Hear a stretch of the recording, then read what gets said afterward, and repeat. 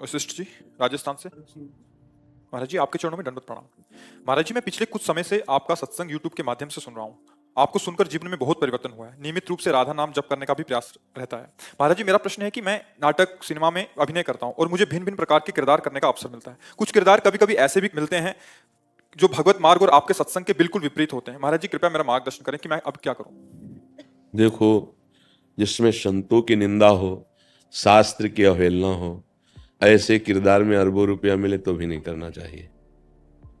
हाँ, राजा रानियों के नाच गाने के और संसार को लुभावने के नाटक कर रहे हो, कोई परेशानी नहीं। नाम जप कर रहे हो, अच्छे से अच्छा या बुरे से बुरा रोल करो। जैसे विलियन भी नहीं हो तो क्या कहते हैं, विलियन नहीं, तो आप रोल कर रहे हो, आप गंदे आदमी थोड़ी हो।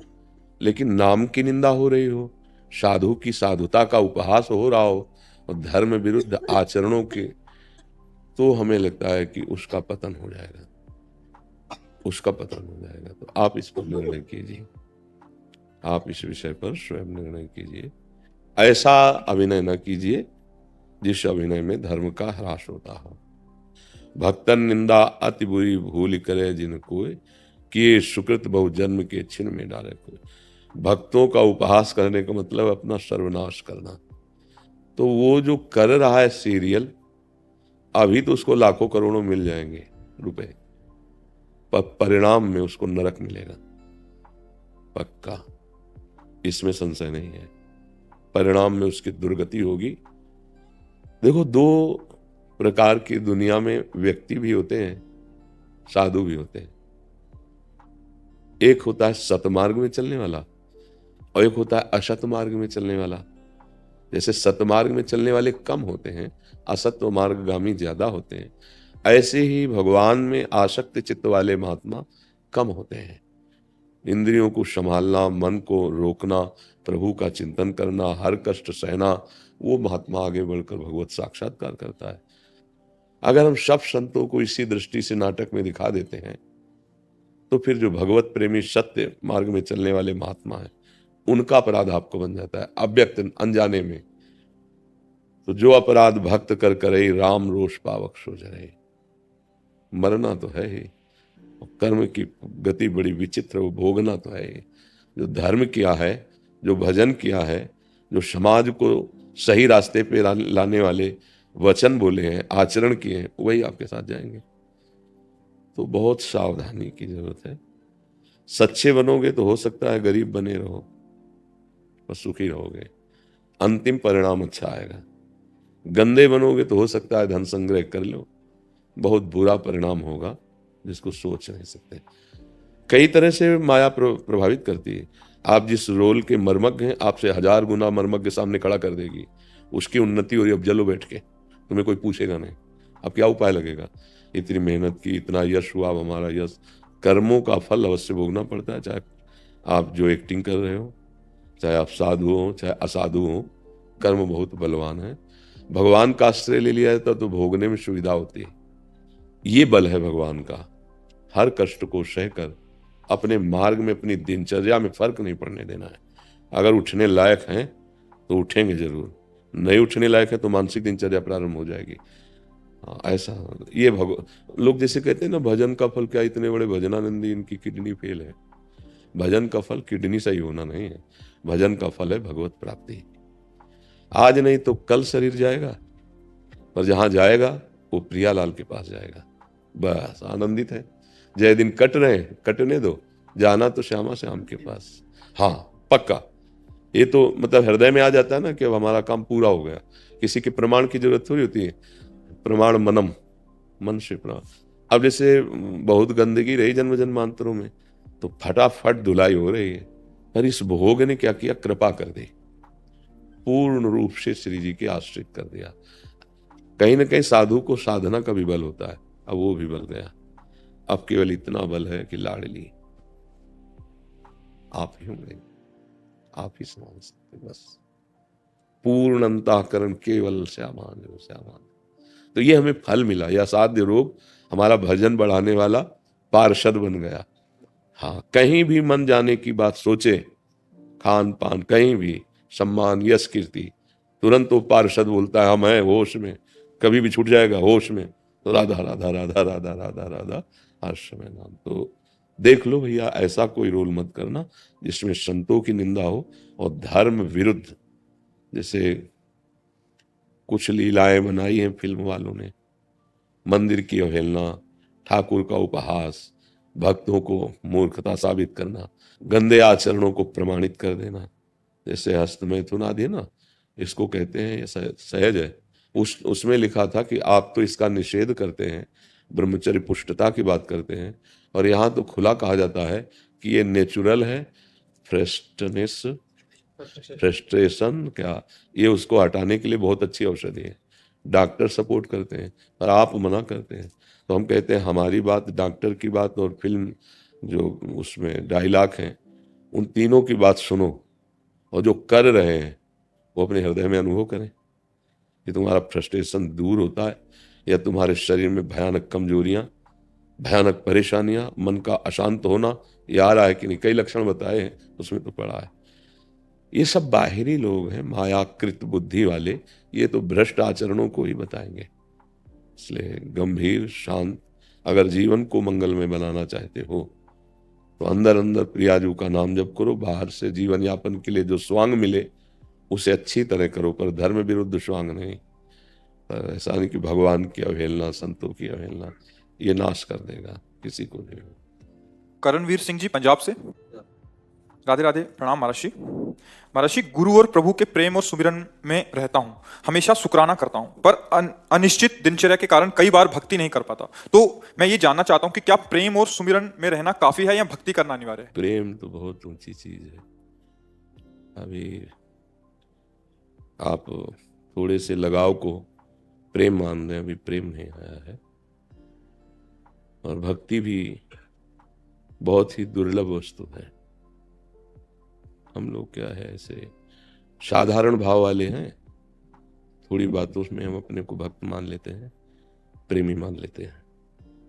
श्रवणम कीर्तनम स्मरणम विष्णुर्पाद सेवनम अर्चनम बंदनम दास्यम सख्य आत्मनिवेदनम, ये नवधा साधन भक्ति है।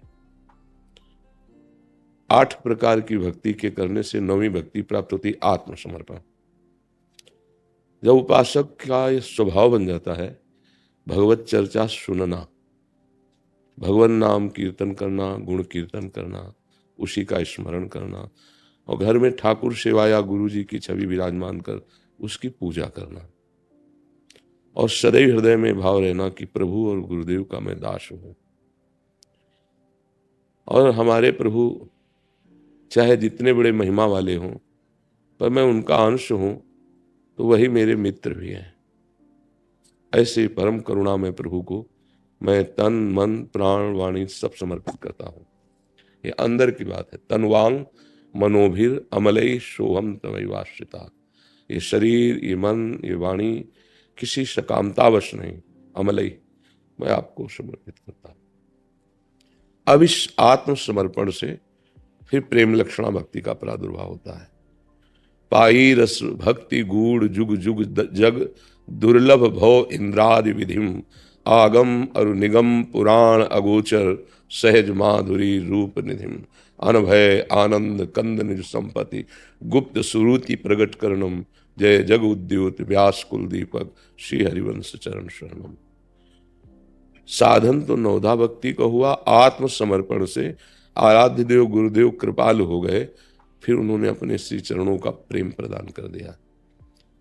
तो कटे कर्म बंधन संसारी, सुख सागर पूरी तति भारी, विधि निषेध श्रृंखला छुड़ावें, निज आलय वन आन बसावें। ये सब अब हरि का काम हो गया, अब ये गुरु की जिम्मेवारी है। वो आपके संचित समस्त कर्मों को भस्म कर देंगे। क्रियमाण उनकी आज्ञा के अनुसार चल रहे हो, इसलिए बांधने वाले नहीं होंगे।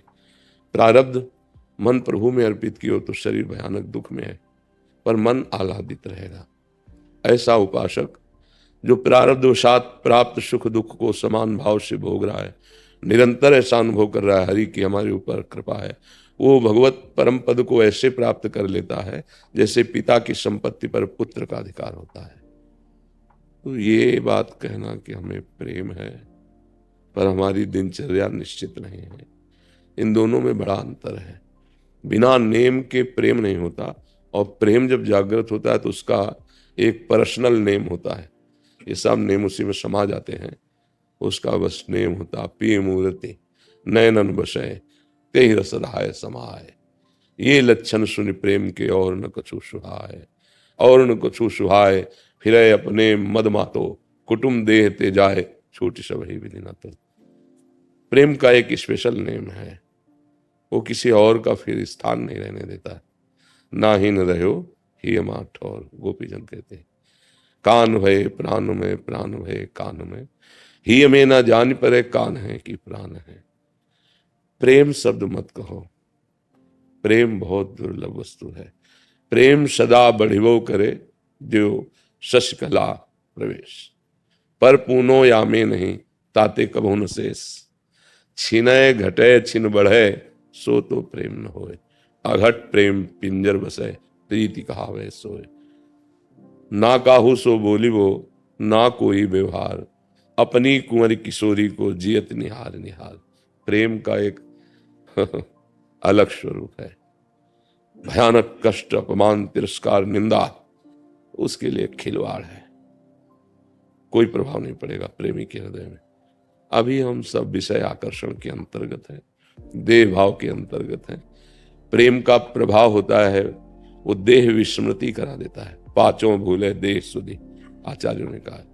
थे बचन मिथुन मुख निसरत, सुनि सुनि देह दशा की नुकुलो। प्यारे जो अद्भुत रास कर रहे हैं, तत्ता थे ताता थे। इन शब्दों को सुन करके प्रेमी वही होता है जहां रास हो रहा है, तो देह शुद्ध है नहीं। एक बार स्वामी श्री हरिदास जी महाराज यमुना के पावन पुलिन पर बैठे थे। अब चिंतन में होली लीला हो रही थी प्रिया प्रीतम की, तो लालजू का पक्ष जोर हो गया और लाडली जू के पक्ष को रंग दिया। इतने में एक बहुत बड़ा व्यापारी आया था जो 500 वर्ष पहले 1 लाख का इत्र लाया था। काफी समय का अंतराय होता है, अब तो मतलब रुपए की क्या वक़्त रह गई। तो 1 लाख का इत्र लाए। पता चला स्वामी जी यमुना जी के पावन पुलिन, जाके कहा स्वामी जी ये बिहारी जी के लिए इत्र है। ढक्कन खोला और ऐसे मारा, वो लालजू के मुख पे पड़ा सब।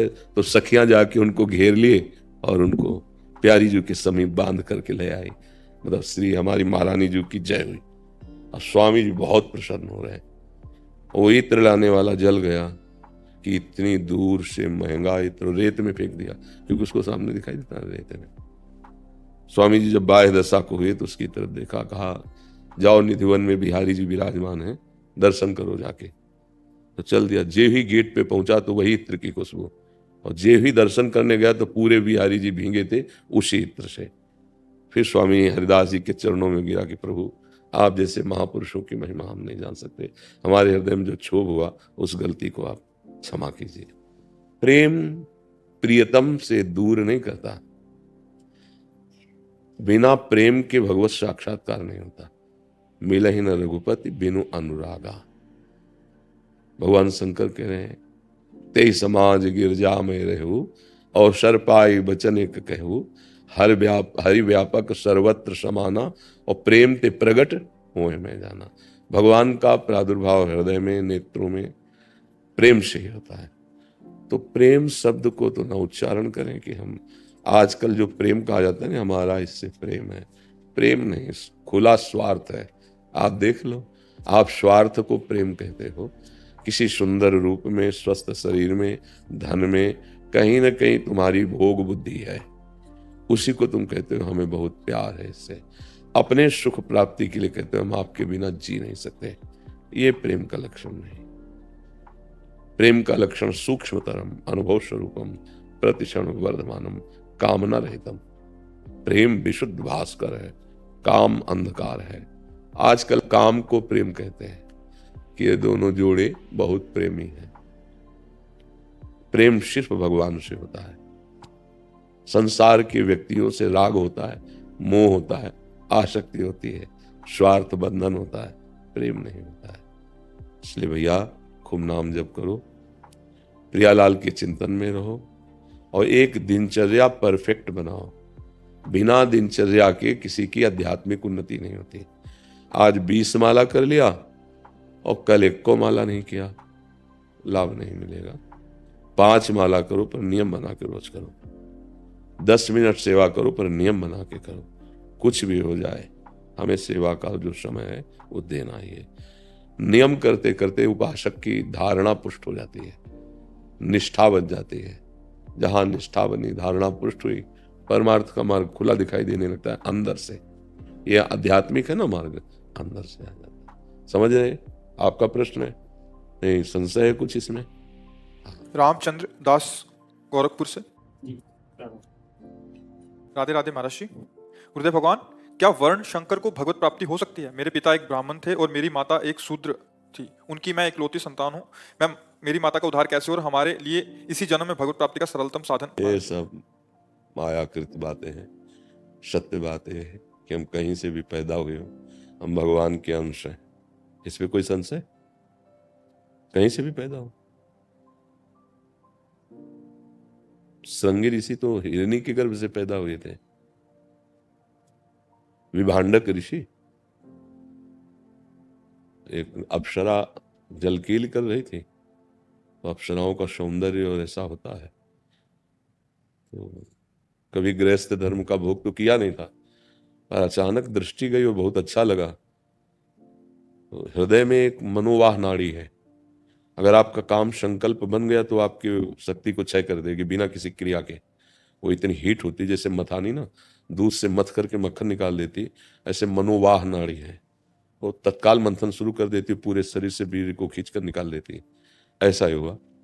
वो नदी के किनारे ही थे, तो उनका वहां जल पीने आई हिरनी, तो हिरनी पी गई।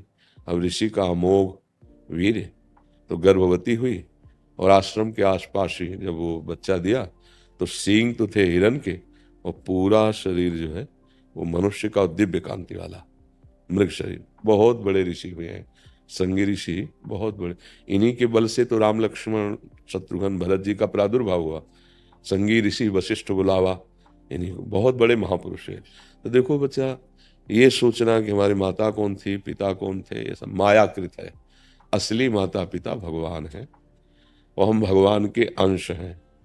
भगवत प्राप्ति किसी भी बाधा को स्वीकार नहीं करती।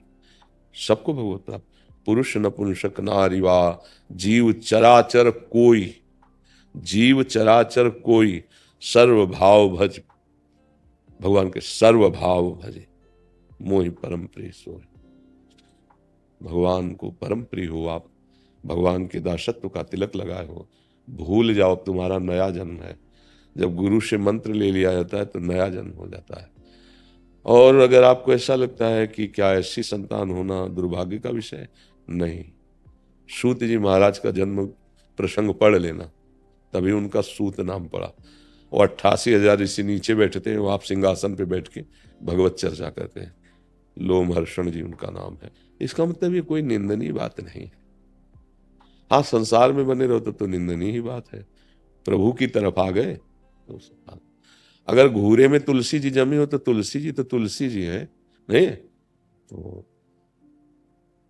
गंडकी नदी का हर पत्थर शालिग्राम है, नर्मदा जी की हर शिला भगवान शिव है। ऐसे सृष्टि में हम सब जितने जन्मे हैं ये सब भगवद अंश हैं। ये तो सब बाहरी माया का नाटक है कि माता पिता ऐसे थे तो हमारा भला कल्याण। माता पिता का भी कल्याण हो जाएगा जिस जननी ने गर्भ में धारण किया है। हाँ, देखो गोकर्ण जी गाय के गर्भ से जन्मे थे और जगत मंगल करने वाले बने ना। धुंधकारी का उद्धार किया, हजारों लोगों को भगवत कथा सुना के। तो इन बातों पर ध्यान नहीं देना चाहिए। खूब नाम जप करो, भगवद आश्रित रहो। और आज के बाद ये चर्चा मत करना कभी, मैं प्रभु का हूं। बस तिलक लगा लिया तो हरि के दास हैं हम। हरि के दास की जाति नहीं होती। हरि का भजे सो हरि का होए, जाति पाति पूछे नहीं कोई। हाँ, कुछ नहीं। एक प्रसंग सुना होगा आपने, राजसूय यज्ञ जब भगवान ने कराई युधिष्ठिर की, तो उसमें था कि जब यज्ञ पूर्ण हो गई तो घंटा नाद होगा। उस यज्ञ में भगवान ब्रह्मा जी थे, भगवान श्री कृष्ण भी थे, भगवान शंकर भी थे, भगवान व्यासदेव जी थे और पूरे विश्व के ऋषि आए थे। क्योंकि भगवान जहाँ है वहां सब। पूरी यज्ञ हो गई पर घंटा नाद नहीं हुआ। तो युधिष्ठिर ने कहा, भगवान क्या त्रुटि हो गई यज्ञ में, क्योंकि सब वेद वेदांगों के पारंगत महापुरुष हैं, कोई यज्ञ में त्रुटि तो होने पर घंटा क्यों नहीं बजा। तो उनका किसी विशेष अभिमान रही तो वैष्णव ने अभी भोजन नहीं किया, जो अत्यंत दैन्य है। तो उनका भगवान कहाँ मिलेगा, किस लोक में। बोले आपकी ही नगरी में रहता है। फिर तो भगवान शीघ्र बुलवाइए। तो बोले स्वपच वाल्मीकि उनका नाम है, जाओ उनके घर। तो अभी तक उनको सबने यही देखा था, एक हाथ में झाड़ू, दोना पत्तल कूड़ा बटोरते हुए। और भगवान ने बता दिया था कि साष्टांग दंडवत करना और ऐसे दैन्यता से बोलना, तभी आपके घर वो आ सकते हैं, नहीं तो जूठन उठाने भले आ सकते हैं, वो ऐसे नहीं आएंगे जिससे घंटा बजे।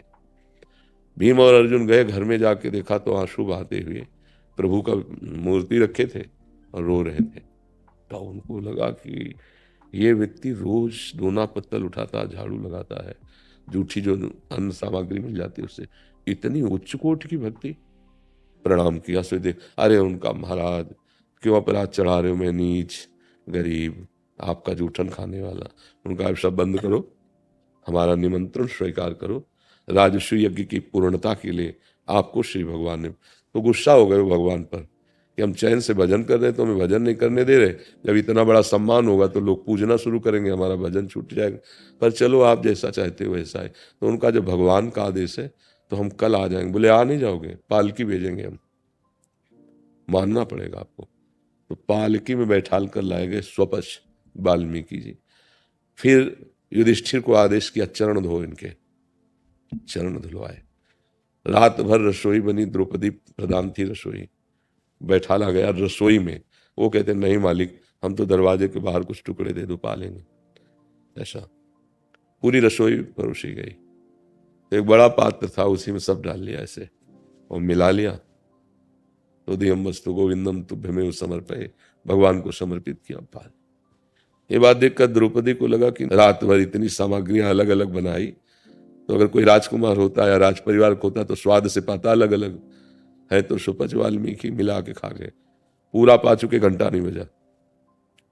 बोले प्रभु घंटा तो नहीं। बोले अपराध बन गया इन संत के प्रति, किसके मन में क्या दोष आया तुरंत बताओ। तो द्रौपदी जी ने कहा हमारे मन में ऐसा आया था कि अगर ये उच्च कुल के होते तो स्वाद तो लेते, इन्होंने सब एक ही मिला दिया। तो उनका वाल्मीकि जी आप एक में क्यों मिला दिया। बोले प्रभु स्वाद तो आप पाते, हम तो प्रसाद पाते हैं, मिला के हम तो प्रसाद। जे ही द्रौपदी ने कहा क्षमा करो, हम आपके भावकों ने, सो 1 घंटा बज गया। तो ये बात सोचना कि हम नीच हैं, हम ऐसा, भागवतिक दैन्यता अलग बात है, जाति को लेकर के, सबको लेकर बड़े बड़े लोग धोखे में हो जाते हैं।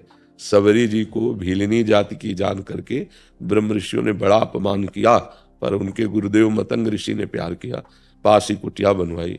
और जब वो जा रहे थे तो उन्होंने कहा बेटा हम तो भगवान के भजन के बल से परम धाम जा रहे हैं।